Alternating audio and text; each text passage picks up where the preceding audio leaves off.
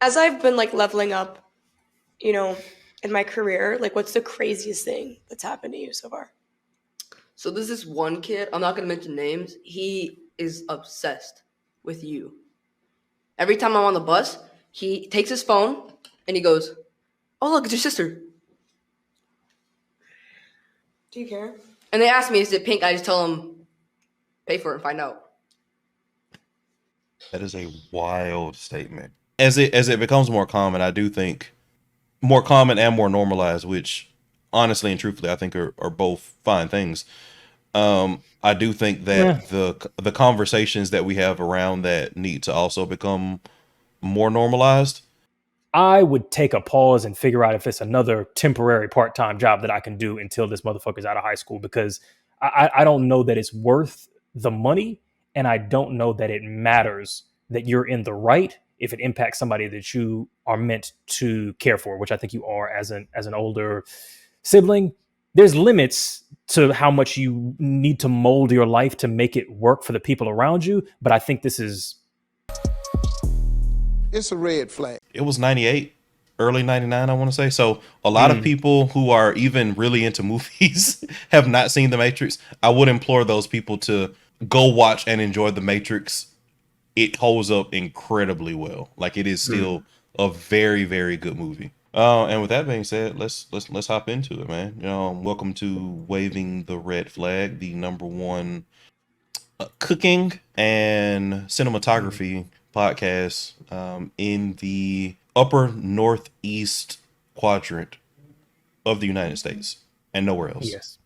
We slow cook every episode up here. Don't you worry. 100%. We're bigger for other things outside of that particular area, but specifically Once you for get specific, cooking, you know, we're the number one sci-fi podcast in Barbados, actually. So we're out here. I don't doubt that. We're the number one No, that's insurance a real risk, statistic. 100% insurance risk and stock exchange podcast in Bahrain. That's how we do it. They check us for the fucking S&P type shit. You know what I'm saying? The Nikkei don't move without our word, basically. Nope. Mm-mm. Keep them turbans tight. Whatever is worn there. I don't know. Also, just putting it out there, the cooking shit was a callback to the live. So please come into the live.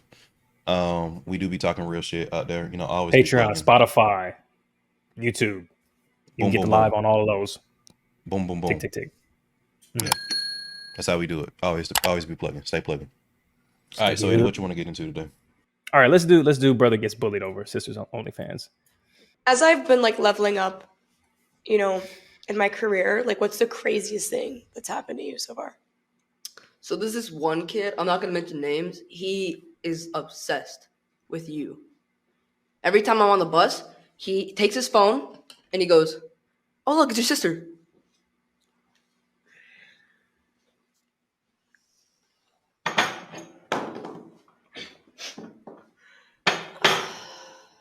And he goes like this. "Oh, look at this." Yeah, Are you okay? absolutely.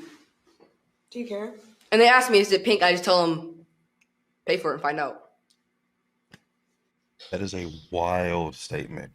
As I've been like Everything about leveling that up, was- Yeah. There's a lot of moving parts to a conversation like that, and I feel like most of them are not being addressed in this thread. Which let me just show back again. So I saw this from Mac, who check out our episodes with Mac talking about the insufferable white male genius trope, or how masculinity is portrayed differently in Iron Claw. But he said that, dudes don't take accountability because someone says, can we stop shaming women for doing OF when men are the ones consuming it? And then somebody responded to that saying, well, stop. Oh, that's like saying stop shaming drug dealers because users are the ones consuming it. So that's the starting point for this convo. Yeah, what you think? From what aspect do we want to focus on this? Because to your point, like, there's so much. So, like, I mean, it's one of those things where it's like I'm thinking about being an adolescent, like, male way back in the day, and how, for better or for worse, we did that kind of shit to people's sisters, like, pre OnlyFans, right? Like, Really? Yeah, like there were several like homeboys in my group that I was like madly like and like in love with their sisters and would like very much make like comments like that were very much like hypersexualized from that perspective. I'm thinking like a 13, 14-year-old Alvin kind of perspective. Or Yeah. or distinctly I remember just being like, just with guys in the neighborhood because I was in a weird like age space in my neighborhood growing up where like there were a lot of kids like younger than me and there were a lot of kids older than me. So the kids that I hung out with were 3 to 4 years older than me. So they were very close to like my youngest older sisters like age. So like there were guys in like my friend group who would like hit on my sister. You know what I mean? So it was like, so I do think that what the OnlyFans angle does in that particular case, or in any case that mimics that, takes a few layers of the imagination away from the young male mind. So I do think that can kind of put that kind of situation into overdrive. But I do think that people are underestimating exactly how much that situation existed pre OnlyFans and was taken to a level that was pretty egregious amongst friend groups. Anyway. Yeah. See, from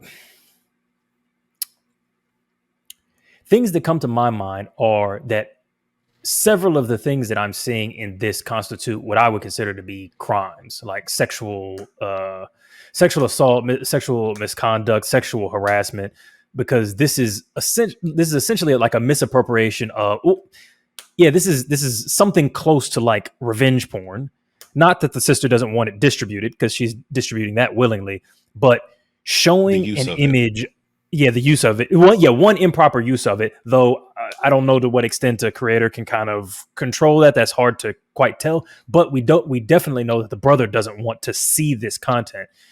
That to me is just, and like what the things that you described to me also are sexual harassment as well. But I think that this is like, I mean, this is an unsolicited dick pic. It's as egregious, perhaps maybe more because it's an unsolicited graphic nude content of a relative. Like this is a crime. Like if it were adults doing it, then it would meet punitive like punishment, like legal punishment. So I think that just adds a level of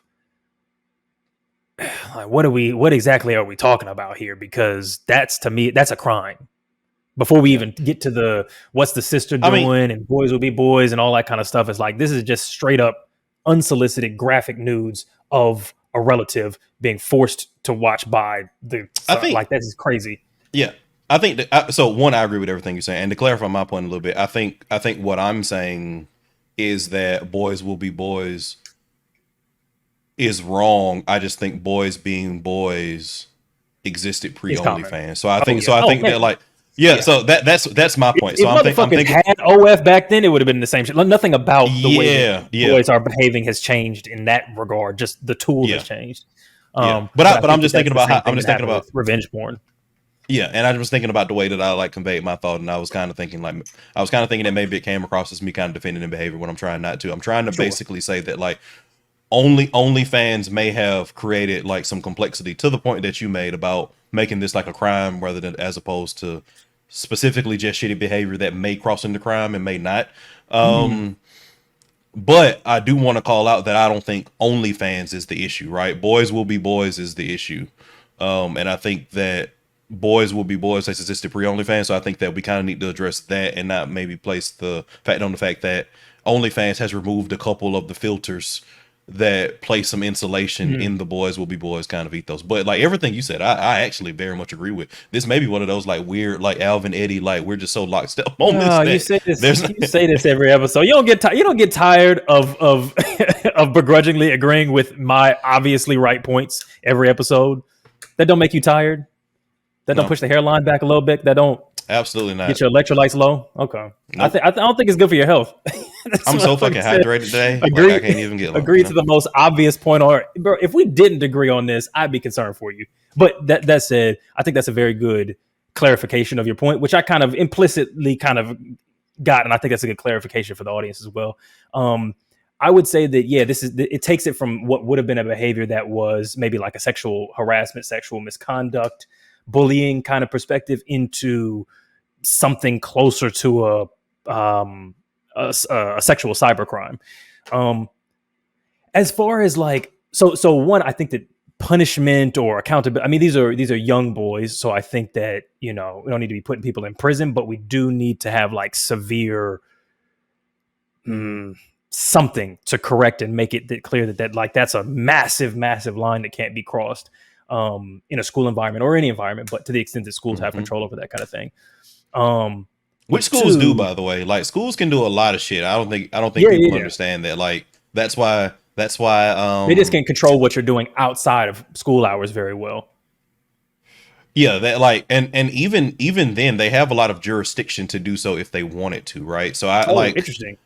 So from the time like you leave a school building until like you get home, in like most states you're still under the jurisdiction of the school. That's why like when all that school bus shit, yeah, like, or we would like get into a fight, off campus, like down the street, and like the school principal and resource officer could still suspend us. Like schools have massive powers and exceptions to certain constitutional things for children that I don't think people fully understand in the current context. So like they could do a lot. And I think to your point, it's just about what do we think is effective and what do we think still kind of respects the personage of the people involved from those perspectives. But I think on this one that a heavy-handed approach would be the appropriate one.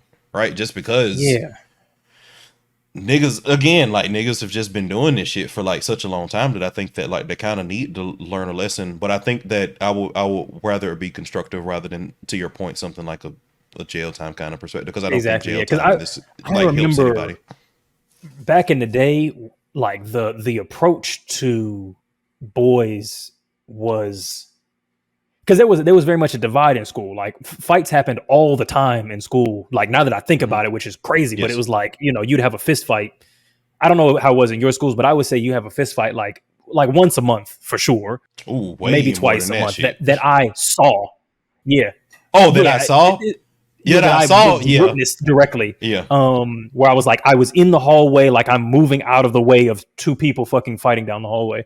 Yeah. And so much of it was I remember one time, dude punched the other guy. He hit him like he had a ring or something. And he hit him so that his tooth from the inside cut into the outside of his mouth, so he was now bleeding fucking everywhere in the CNC class.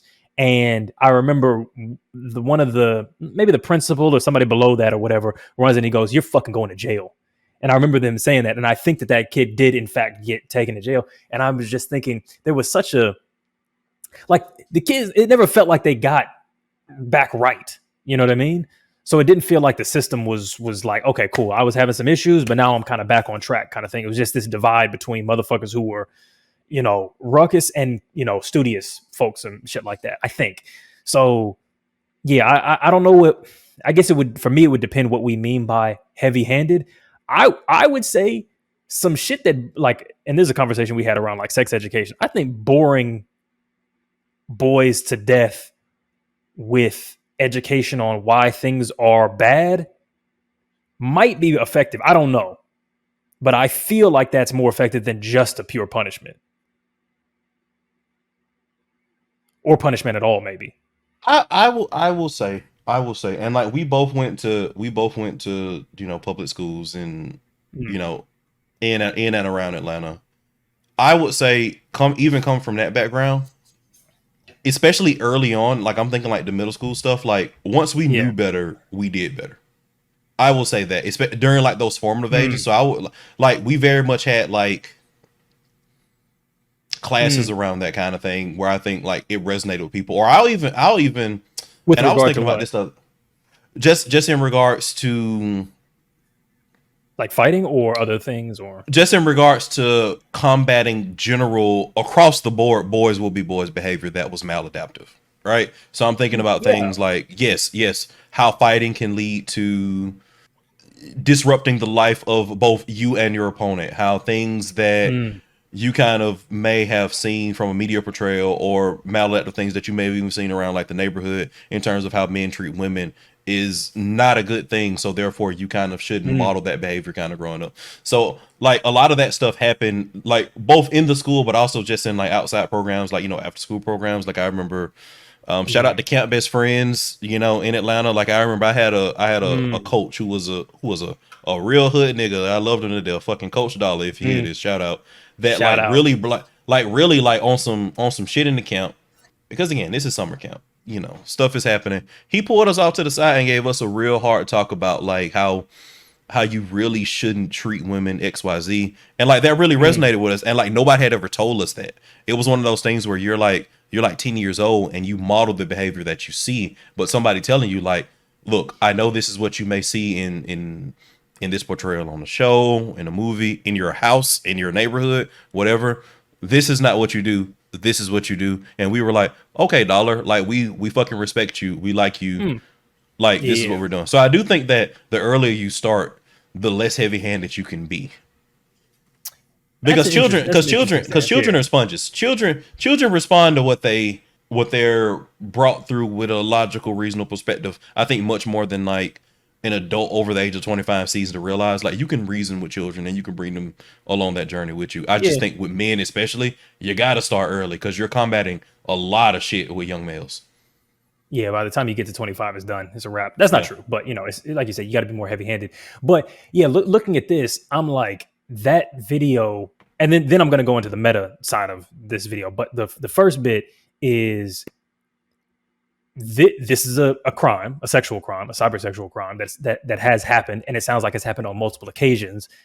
The school that this boy goes to 100% needs to find who the other children are and take some action, whatever that may be. Obviously, we, you know, may fall at different points on that same spectrum, but an action needs to be taken. They need to be held specifically accountable because that's just wildly unacceptable in what it is just by itself, but also in terms of where that goes in the future, like where those boys go into the future. But even just as it is, that's traumatizing. Yeah.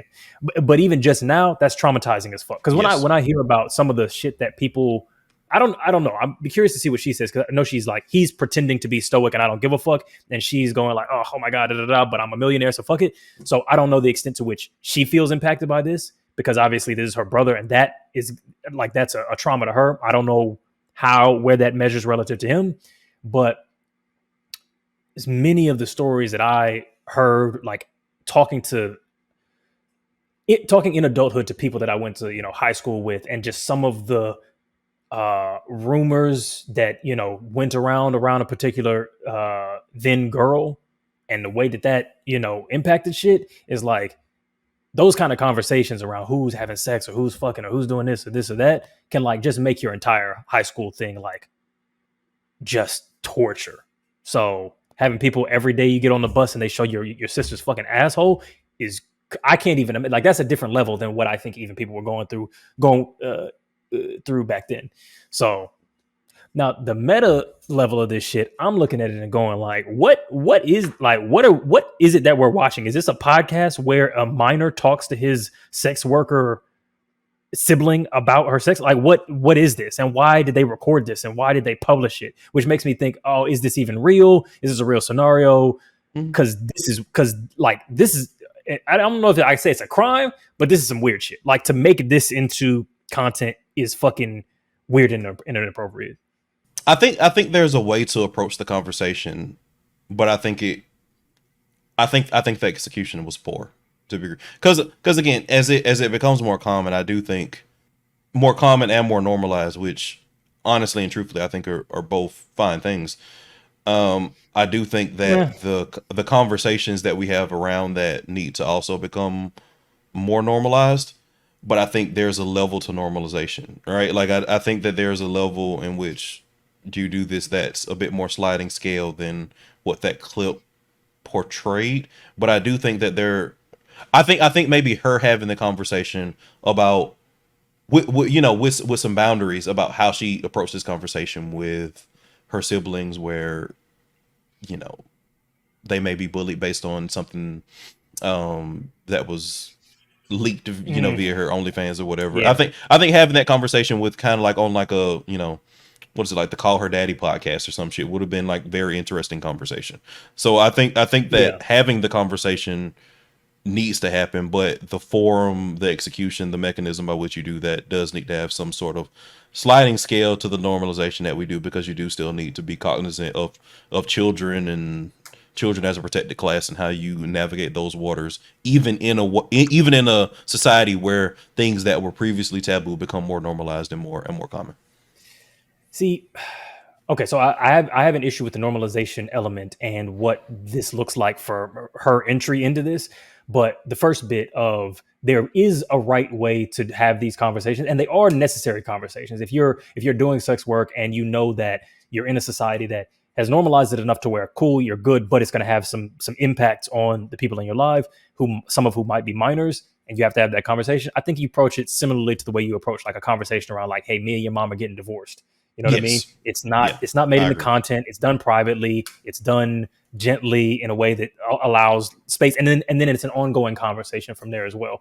And I also think that your point about, go on to whatever kind of like sex sort of podcast, call her daddy kind of a thing, and go like, here's how I approach these conversations with my children, with my young siblings, with my whatever, and here's how I approach them. I think that's also potentially a good way of going about it. Now, where I take issue is, I think that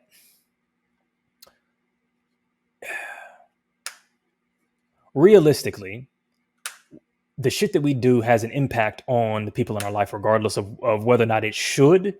And if I were a person who has an opportunity to make a lot of money through sex work, knowing that regardless of whether it should or shouldn't, or whether it is or is not a crime, or is or is not misconduct, or boys will be boys, that, those things shouldn't be happening, I would take a pause and figure out if it's another temporary part-time job that I can do until this motherfucker's out of high school, because I don't know that it's worth the money, and I don't know that it matters that you're in the right if it impacts somebody that you are meant to care for, which I think you are as an older sibling. There's limits to how much you need to mold your life to make it work for the people around you. But I think this is right inside that circle, unfortunately. I think that gets dicey for me. Okay. I think that gets dicey for me, just because, again, like, and I don't have the answer, but I'm also very like pro the normalization of sex work as work, as long as it's done in a way that doesn't exploit sex workers. I'm very pro finding ways to make sex work for sex workers. And I understand that in and of itself in a capitalistic society, especially, is extremely difficult. That's not a very clear cut thing to do either. But in a world where we're trying to, or some people at least, which I count myself among, are trying to do that, I think it's very hard to be like, well, this is such a fucked up thing that you should just like wait to do it until, you know what I mean? Like, and again, I'm not, I don't know what you mean. You just said it in a funny voice. It's like, this is like, I'm trying to normalize this as legitimate work, but it's such a fucked up thing that I can't do it while like my little brother is a child. Like, how normalized is it really? Right? That means I'm kind of not normalizing it by taking that stance. So while I understand what you're saying, and I don't think that you're wrong, I just think that for me, it gets more complicated to the point where I don't necessarily have an answer on how to approach it in the context of being a pro normalization of that activity. Because I think by definition of wanting to normalize that activity, but a person taking that stance is denormalizing it.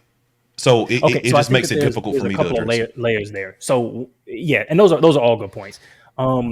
It reminds me of something that not to make hoes into martyrs, but it reminds me of something that Malcolm X said about his children, which was that he, while he understands that his children are in a place of danger, that they may lose their father, that their father may be killed as a result of his work, that they would go on to be proud knowing that their father wasn't a coward. I'm paraphrasing all of this, but this is the basic idea. And I think to some extent, I get that. But to some extent, I'm like, I don't know. I think a lot of kids would have preferred to have had their father. And I also think that, only one party in that has a decision in the existence of that initial relationship, and that's the parent.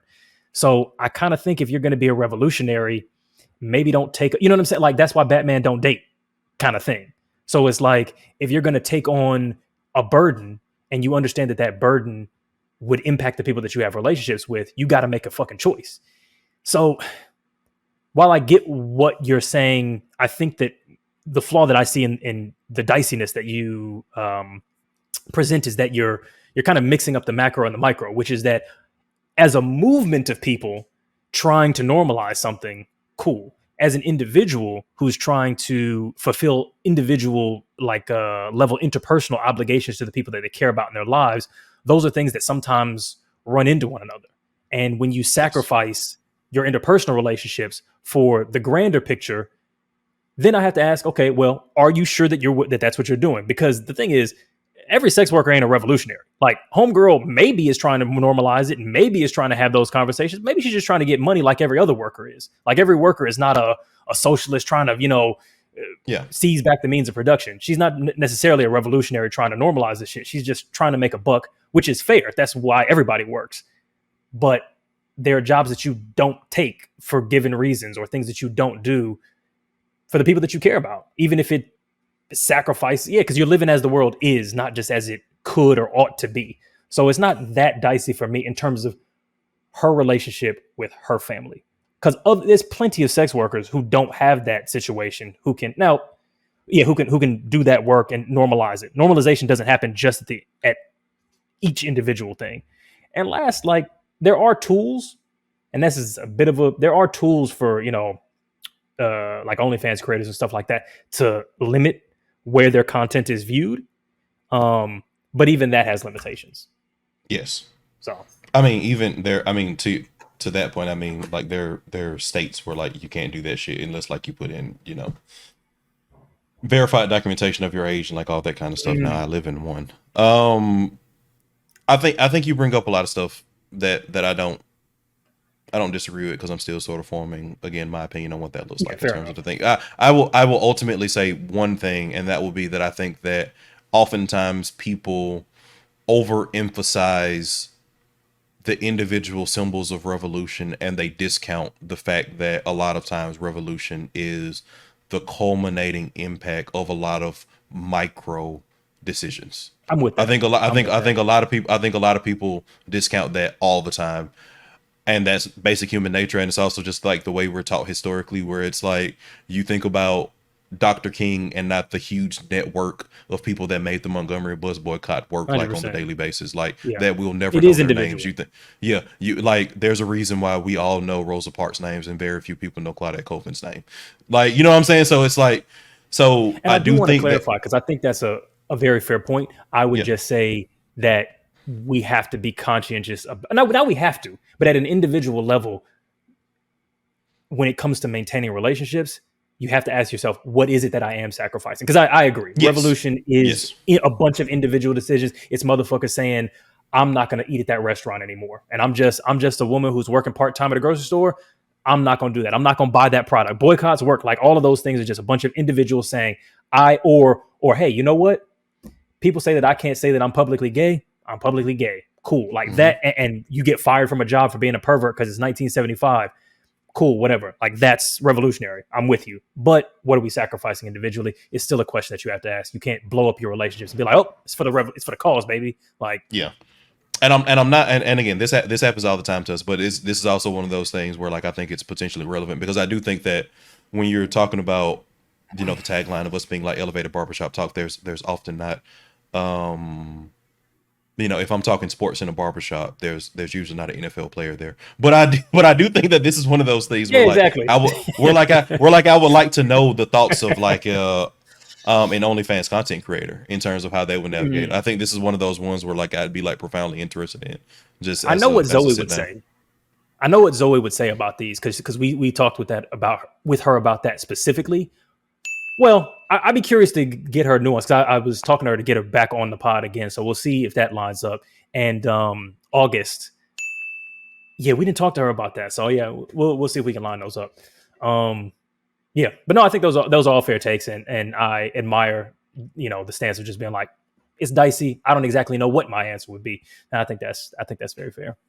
All right, let's pay some bills real quick. So we've got a growing community channel, which is basically where we have all of our bonus content, all of our direct conversation with all of our members, and upcoming discounts to merchandise. So if you want to join that membership channel, that stream, you can do that on YouTube by becoming a member, on Spotify by becoming a subscriber, or on Patreon as also becoming a member. All of those things allow you a little bit higher access to us to be able to have conversations and be a little bit more of a participant in the podcast and what ends up getting to YouTube, but also a bunch of bonus content. You get our bonus episodes. You get access to our entire archive. So most of our episodes are archived past, a few months. So if you want stuff from years back, all that's on our membership channels. So check that out if you've run out of episodes to watch, or if you've run out of shit to talk about that you want to point in our direction. That's it. Let's get back to the show. Good job, man. We doing real podcast shit tonight. Yeah. Tough talk. All right, what's next? Well, since you delegated, I'm going to now look to your leadership to pick the next thing. You know what I'm saying? On some, I would never ask you to do some shit that I myself would not also do type shit. That's fair enough. As a leader, I do need to practice what I preach. I'm kind of into the education gap between men and women and men. All right, fuck it. Let's go. Let me get my ass just roasted on this shit because I'm gonna talk like I know what the fuck I'm talking about. All right, let me watch let me read this video. Yeah, I'm not reading all that. That's a whole bunch of text. But this nigga said, "Let me read this video." It was the best. that was real meta. I see what you did there. I feel like watching YouTube because I've been watching, YouTube more and less TikToks and less reels and shit like that. And I feel like watching YouTube feels like reading. Like it feels like it's the same part of my brain as reading. Video essays, I will say especially. Yeah, like I feel like I'm engaging with that in a different way. So I agree. Yeah, like sitting and just listening to a piece of content for 10 to 30 minutes, break down a singular thing in depth, feels like reading. As opposed to like 60 seconds of like, what happens if we use this shotgun against this birthday cake? You know what I mean? Which is a lot of what my feed is. So having like here's the history of the shotgun. We can't just like go past that one. Why the fuck is TikTok notoriously the best operating algorithm to get you what you want when you want it? Oh no, and you're getting fucking shotgun. That's what I want. You know what I'm saying? That is what my brain responds to. This was some shit that I was thinking of because I really used TikTok before. What is Grantham? It's like, so I like guns. So I've been during my YouTube journey of like trying to find like gun YouTube channels that weren't like overtly fucking like Trump supporters and shit. Bro, it's so fucking halfway through a video, I'm like, oh, they don't like me. Grantham is very on the edge, by the way, but they do like a lot of testing, and they do like real testing, but they intersperse it with like comedic kind of shit, like how does this shotgun like obliterate this birthday? Yeah, exactly. Yeah, that's why I watch a whole bunch of those. They shoot like a master lock with like increasing calibers of like pistol, and I feel like a lot of my YouTubers that I follow are like I kind of err a little bit towards like the black gun YouTubers. Even them niggas like fucking like Colin Noir and like kind of Trumpy. Colin Noir is 100% got Trump vibes, bro. And like he's like, I don't know him. I follow Black Rambo, and he's like, oh yeah, Black Rambo is like for real. Yeah, he seems Black Rambo don't seem like that, but like Colin Noir is like the biggest, to my knowledge, like black YouTuber in the gun space, and this motherfucker 100% gives me. He's a little bit coony. Okay. Yeah. Got you. Looney Coons. Okay, fair enough. But the reason that I brought that up was, why did I bring that up? Oh, we're talking about reading the video. Okay, education gap. Yeah. So I'll just give. It's gonna take me about 75 seconds to give my entire set of knowledge and where I've formed my very strong opinion on this, and then you can respond with whatever things that you know. So I was watching what's it called? A Big Think video where a guy was breaking down that the gap in secondary education, like bachelor's degrees, between men and women, the gap is now essentially bigger than the gap in the mid 70s that prompted us to put in place equalization legislation to get more women in. So the idea being like, there were so few women in university back at that time that we put legislation in place to get those numbers closer to equal. Currently, we're at a place where there are so few men that gap is even bigger in the opposite direction, and it's a problem. That's where I'm at, and my strong opinion is something needs to be done about that, and that is the tail end of my knowledge. Okay. So, what happens in response to legislation? And again, the root of this legislation is actually affirmative action legislation, would actually help white women more than people of color. As evidenced by the fact that Dr. Umar said that. Yeah, white women have actually been getting more bachelor's degrees than white men since the late 70s. This is not a new phenomenon for them. Wait, but prior to that, it was reversed. Like prior to that, it was like prior to that, it was okay. Yeah, prior to that, it was reversed. Prior to the late 70s, it was white men were the primary people getting bachelor's degrees conferred. Okay. Since the late 70s, white women have outpaced white men in bachelor's degrees. It took a lot longer for minority groups, women, to catch up and then surpass the men, but that ultimately happened. The issue that you saw, and issue is the wrong word. The trend that you saw that helped white men maintain their chokehold on patriarchy is that the trend reversed once you started looking at graduate and professional degrees, which is why white men still make so much. One of the reasons, why white men still make, there's the obvious patriarchy and the genderization of individual. It's close. No, it's definitely closing. It's definitely closing for white men, where the reversal was. Before you expand, further, I just want to ask a question to maybe inform your continued expansion of this. So, when I look at that seems like a small group of men doing better, resulting in like a gap, but for those smaller men, and then a underclass of men doing worse. So like a gap increasing within men, with women kind of somewhere averaged in the middle, something sort of like that, where you've got a small amount of men who are getting way more higher education degrees, and as a result, way more income, way more power in certain sectors, and then a bunch of men who aren't even getting the bachelors, and then women who are kind of here getting some amount of bachelors and some amount of secondary. Yeah, to an extent, but it's but you also gotta think about the fact of again the socialization of women and what they get degrees in, and also the fact of until very recently, and even still, but definitely to a less degree, like you could very, very much get into, say, in the late 70s, early 80s, one of these like Ford factory plants and make $100,000 a year. You know what I mean? Like there are men who weren't getting bachelor's. So where does that weigh in for this? Because maybe college, we're using it as a stand-in for something that actually doesn't matter as much as we think it is. So for instance, if women are getting a bunch of degrees, I think it matters now. I think it matters more than the trend. But I think what ultimately happened was in the 70s, 80s, and even until like the early to mid 90s, it mattered less about who was getting bachelor's degrees. One, because again, there were lots of uncredentialed. I don't like using the word unskilled because I think all labor is skilled. There are lots of uncredentialed labor that you could still do as a man that were more common for men to do, that you could make a lot of money. And I think that what was happening during that phase is that women were getting degrees that weren't necessarily high paying degrees, like historically, right? That there's a reason why you see most elementary school teachers are women, for example, right? There's a lot of socialization and like all that kind of stuff that goes into certain trends about who goes into what professions and all that kind of stuff is very much a structural issue. What I think you see now, and why that's becoming more of a quote unquote problem now, is a lot of those uncredentialed labor markets where you could make top dollar are drying up for men. So now, in order to get a lot of the higher paying jobs, now education has become more and more important.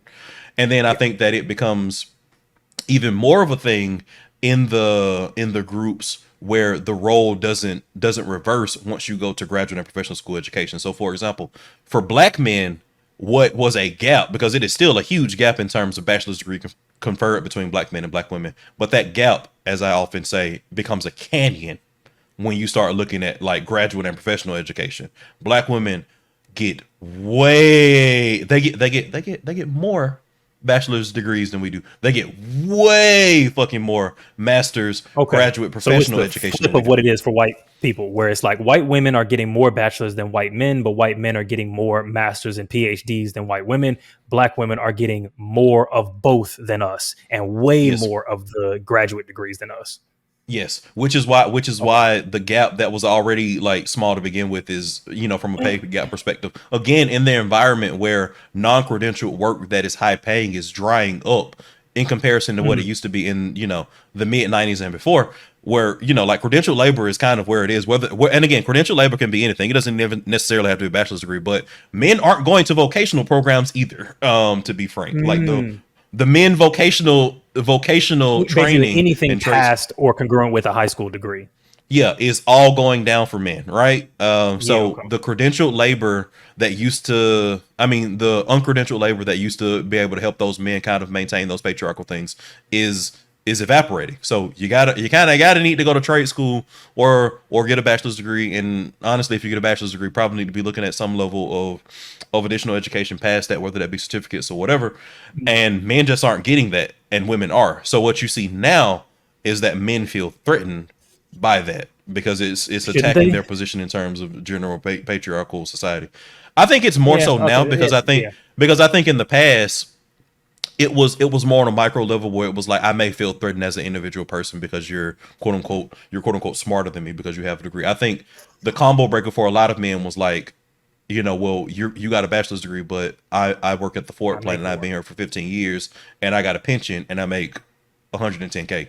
You know what I mean? I think that was a little bit of a different perspective. Those jobs have, again, very much dried up. So now it's like, I don't make as much as you. You're quote unquote smarter than me. You're doing all this kind of stuff. And now like you have different options, you have different choices. So now it's kind of skewing those past like patriarchal tropes. And I think men are kind of scrambling. Now I have a little no bit. access.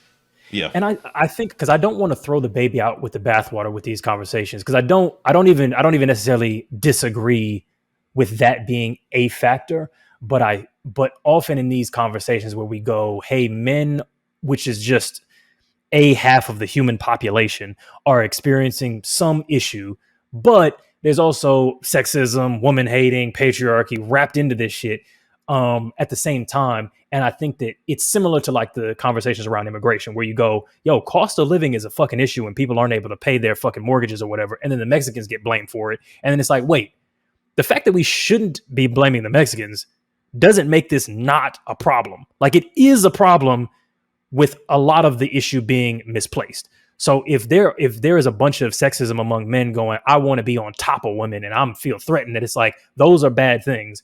I don't want to throw out the fact that like, if you've got a half of the population that is not ready to be re-educated into the industries that are going to be important with regard to both influence and income, that's a thing that needs to be addressed. So I agree with that first point, but then my question is, so what's to be done about it, assuming we agree on that something should be done about it? I think something should be done about it. And I very much think that I think it's difficult, man. Like,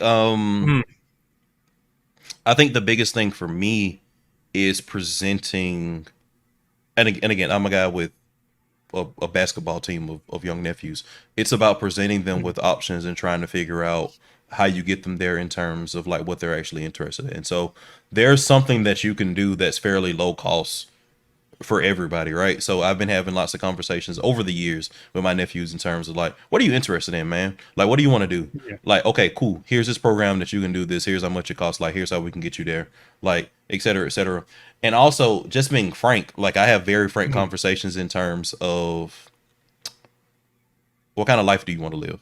Like, how do you see yourself, growing into, a mid 20s, like early 30s, like, man, because again, I have adult nephews now. So I'm like, cool, based on this and how you want to live, let's kind of figure out like a career path. Let's figure out something productive that you can do for those things. Because I also think, to your point, I also don't think that people fully understand, like, if you have, to your point, give or take a percentage point here or there, like half of society not being as productive to the economy, how that has like cascading effects for everybody. Like that kind of fucks up everything. It's like the same thing as like, like why you shouldn't necessarily, not necessarily, why you shouldn't be racist, right? Because the racism just hurts Except everybody sometimes, ultimately. except sometimes, you know, just a little bit. sometimes, sometimes just a Sometimes it little keeps you racist. safe. Sometimes it keeps You you know? safe. So I don't know.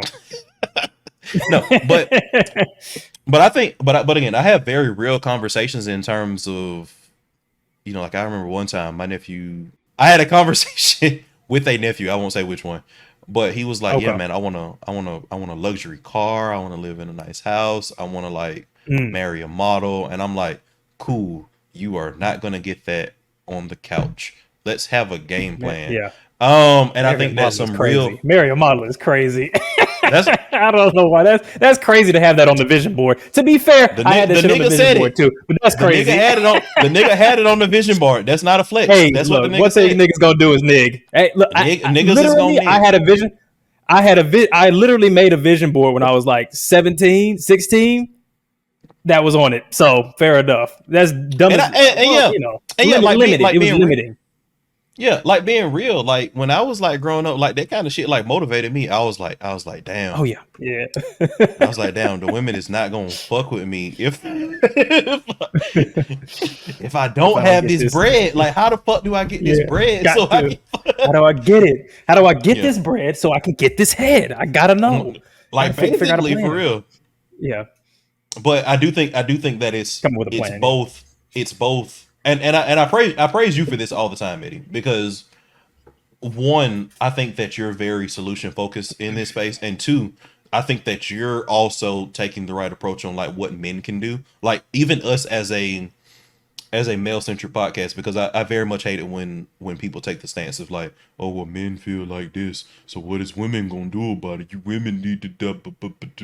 I hate that shit. Oh yeah, okay. You're very much like, what can we as men like do to like move the needle? But I think that it's such like a large scale problem. I'm kind of struggling to figure out what it looks like from a that was going to be my criticism to what you said, because to me this seems like this is a macro problem, and like all the sit downs with your nephews and your sons is like that ain't moving the needle. It'll maybe make our progeny a little bit better off, but in terms of like, we got swaths of the population who there's no all the jobs are information based or interaction based.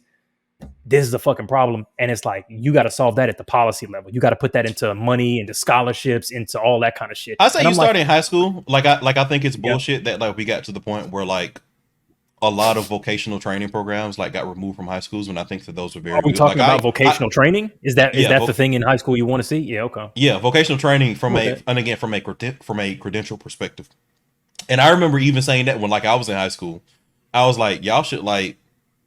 Why is there not like a metal shop? You know what I mean? Kind of situation. Because that wasn't even offered at my school. They did have like graphic design and that kind of stuff. I thought they were trying. That's vocation, I suppose. Yeah. Yeah, I thought they were trying, but there were some things that I think were hard like programs that we probably could have done in like 12 weeks that we HVAC certifications, like stuff like that. I feel like that, kind of that should come back to schools. I think that part of my issue is that I think that that's good. But I also think that university education, specifically bachelor's and graduate's degrees, are a thing that we need representation in.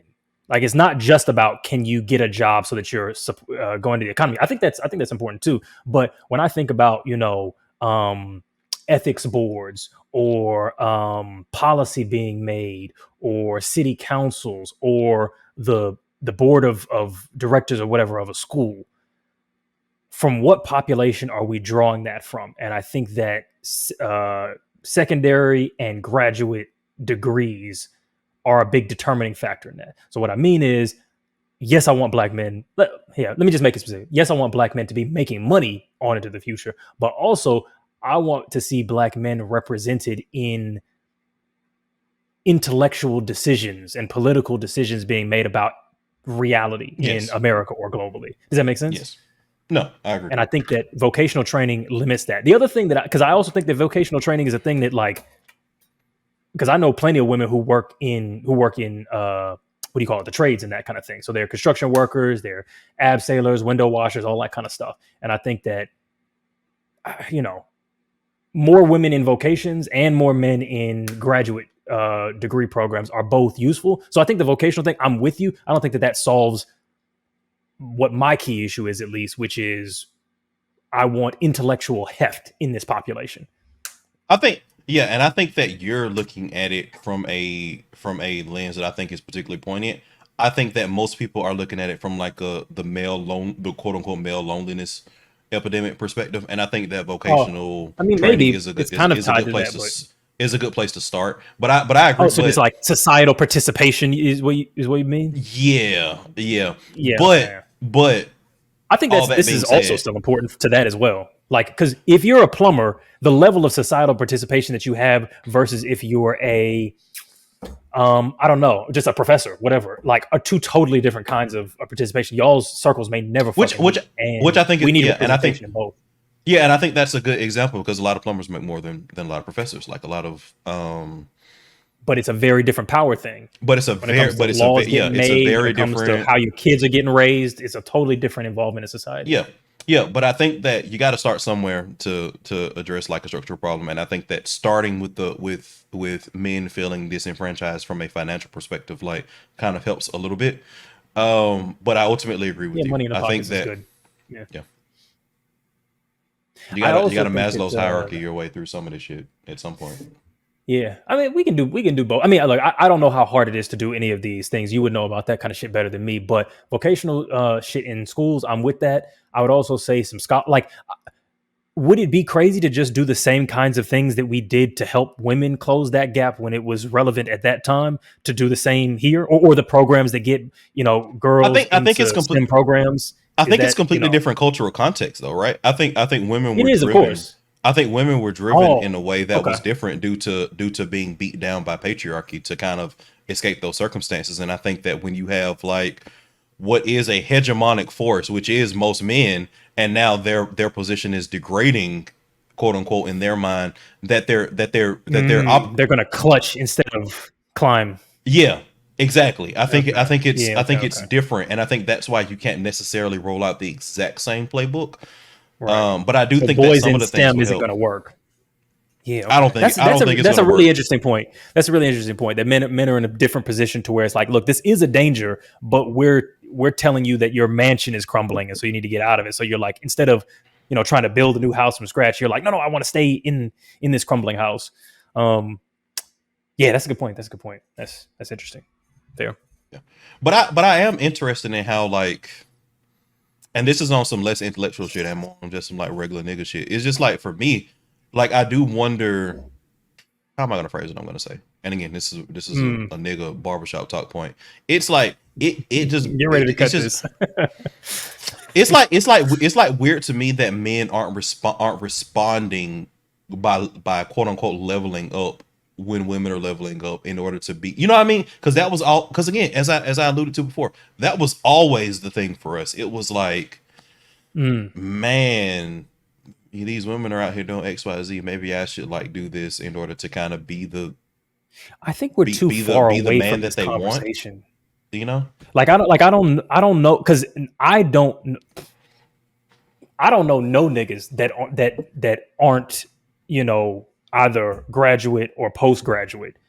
So I don't think that I still do, and them niggas Yeah. is still like the niggas that I know legitimately, the niggas that I know Yeah, that okay. that didn't even go to college, which I still know a lot of, are still very much like, and even the niggas that like got to quote unquote slow starts for whatever reason, lifestyle, how they was doing shit, the streets, whatever. Yeah. They're now like, man, like I gotta work level. overtime. I gotta do this job and a part-time job to kind of like do X, Y, Z. But again, I think that may be generational. I think that may be generational, and I'm not sure like what changed generation to generation. But like, again, the niggas I know are very much like they're very motivated by trying to be a man that fits into the circle of the kind of women they want. And I think it's kind of, and that may be reductive thinking, which is why I put it in this kind of like box of like we finna have a nigga talk. But like I do think that as a loss of motivational factor kind of feels like a monumental shift in and of itself. Yeah, no, I don't disagree with that, but I think that my pushback is that question feels a little bit like a shit couldn't be me, which is not really a question more than it is like an admonishment. So Mhm. I would say I am actually curious to see what the actual answer to that question is, more so than like, shit, I don't know no niggas to do that. Because while that is true, we know for a fact there is this gap and it is a There- problem. So I'm Yeah, and I'm wondering thinking, what's but I'm going thinking like the on. why. So we know it's a Yeah. gap. We No, know yeah, it's a the problem. why. I'm thinking Yeah. about the why. Yeah. And I'm saying like, just like, yeah, we should actually look into what is the actual answer. You know what I'm saying? Agreed. Yeah. Agreed. Yeah. That's fair. As opposed to just a like, oh, y'all nigga, why? You know what I'm saying? Like, why can be a rhetorical question. And I'm saying, let's make it not a rhetorical question and go like, there is something that's going on to where men feel, maybe it might not even be individual level. It might be some other factor that's causing this that has nothing to do with individual men's feelings Yeah, it around may be. It may be legislation hustle. for all us barbershop niggas. No, we don't know. Yeah. It may be cost of living differences. It may be, I don't know. It could be a whole bunch of different shit. I don't know. But yeah, that'd be. I'm wondering how we might go about finding out. Like, who would know, and either anecdotally or someone who actually Somebody's studies done the it. research. Somebody's done the research. It's got to be in the comments if y'all know anybody who's done research specifically on the factors, macro, micro, why niggas aren't in school as much, and the impact to whatever extent that's having. Hit us up. Let us know, especially those of you who are on Discord, which you can join, you know what I'm saying, YouTube, Patreon, Spotify, you know what I'm saying, if you want to get that. Tell us about that so that we can look into those things and present them on the podcast, Yeah, man. No, but seriously, phenomenal conversation tonight. You get a rare Eddie and Alvin agreeing 95% of the time. Yes. You never see it except when you do, which is always. Yeah, 100%. It's like Haley's comment. Exactly. If you're on Haley's comment. Exactly. If you're on Haley's comment specifically. Yes. I'm sure Elon will make that happen sooner or later. He's working on something. I mean, yeah. It's probably gonna be a very ugly rocket, but I mean, I can't wait till we get money for these commercial space stations. I'm probably not gonna have money for it, but I can't wait. Shit, Peanut butter seats in the fucking space whip. Gotta do it. 100%. Absolutely facts. Wood But grain grip. with all that being said, I think that's the pod. Eddie Button would admonish me and yell at me off screen if I didn't close it out on time. That's a joke, by the way. Allegedly. I'm gonna keep that going until people start believing it. But till it becomes a problem. You're not going to Ellen DeGeneres me, goddammit. It's a toxic work environment and waving the red flag. I felt intimidated and harassed. Brother, you are 6'4" and 275 pounds. I wish I was 6'4". I am 6'1". I'm gonna keep saying it until people believe it. That was a good callback. Good job. You really do this shit. You really do this shit. All day, every day. But yeah, it has been the pod.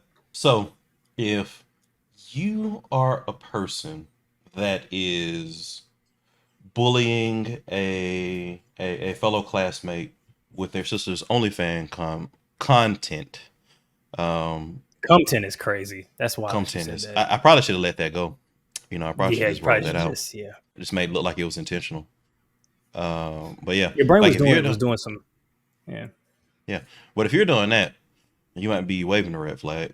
But if you're the boss of a very successful small business podcast that is admonishing your employees, you might be seeing red flags like all the time. So it has been Waving the Red Flag podcast. It has been Eddie. It has been Alvin. Josh has been out helping the victims of Hurricane Milton in South Georgia pretty consistently. Make sure that you look us up wherever podcasts are found. Make sure that you are subscribing. Make sure that you are liking. Make sure that you're commenting. Make sure that you're coming through for the lives. We do have a very active Discord. A lot of things kind of have taken off from that perspective. Make sure that you're using that to kind of engage in a very tight-knit community that we 100% are looking to cultivate and grow. I think that It's a very good step for the podcast. But again, like, subscribe, Spotify, YouTube, Instagram. Follow your boys wherever you can get us. Read them and Edward. weep. That's everything. That's everything. You know what I'm saying? Grab the card game. You know what I'm saying? Grab the card game. We're looking at booster packs. Grab the See card what's up. game. Booster packs, 100%. It's like a Pokemon card deck. You know what I'm saying? You know, it's like Yu-Gi-Oh. You know, you trying to get all Blue pieces Eyes of White Devil, Exodio. baby. You got to get the fucking boosters. You know what I'm saying? The Pegasus deck. That's do it. We might, maybe we should add some holographic special cards in there. That might be something. I think you owned to something. I think you owned to something there. Maybe, yeah. Collectibles. Okay.